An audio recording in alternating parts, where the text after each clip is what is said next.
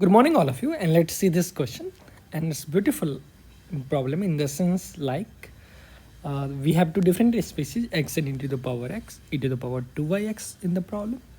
So how we go about it? Now clearly you can think of separating the integral e power x by x and e power 2 by x, but that will not do much because either the idea of integration by parts will work and it feels there is no cancellation. But there is something tricky over here, and that trick is hinted from the limit of integration. So let's say if I keep x equals 1, how does this expression e power x and e to the power 2 by x look like? So at x equals 1, this becomes e, and that's e squared. At x equals 2, the first expression becomes e squared and the second expression e. So it feels like the role is reversed.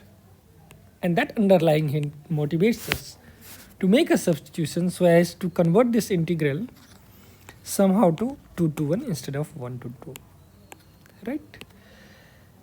So we'll make a substitution to by x equals t with that motivation, so that now when I keep x equals 1, t becomes 2, and when x equals 2, t becomes 1, and that gives minus 2 by x squared dx equals dt. Let's put this values in the expression. So we have x equals 2 by t, and that's exactly nice because e to the power x becomes e to the power 2 by t, that is still becomes e to the power t divided by x is 2 by t,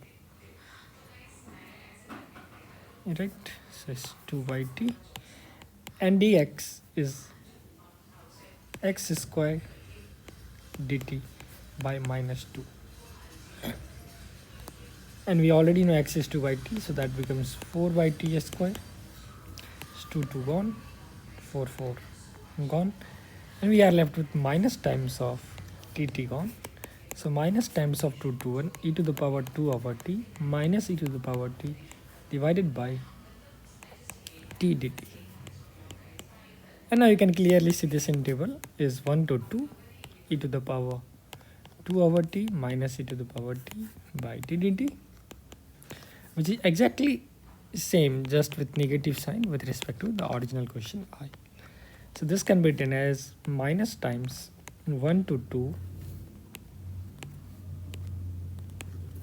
e raised to power t minus e raised to power 2 over t divided by t dt, and which amounts to minus I. Hence what we have seen is I equals minus I, and that gives 2I equals 0. Hence the answer for this beautiful question is 0. So the takeaway from this problem is the magical substitution. And remember, when you have a to b and some expression of function contains ab by x kind of behavior. So clearly if I make a substitution ab by x as t, x equal to a will make it b and x equals b will make it a. So that is an underlying hint of making substitution. Sometimes this will be hinted with 0 to infinity, some function f of x dx. So now the substitution 1 x equals 1 by t will make 0 as infinity, and infinity will get turned to 0. So that's a hint. In some problem you might have root 2 plus 1 and root 2 minus 1. So again you can see their product is 1, so there is reciprocal is each other. So again a substitution t equal to 1 by x will work magically in these kind of questions, right? One such situation is minus 1 to 1 f of x dx as well, where either you can do with King's rule, or you can again make a substitution x equal to minus 1 by t this time. So again minus 1 will become 1 and 1 will get minus 1, and the integrand, the function f, will remain unchanged.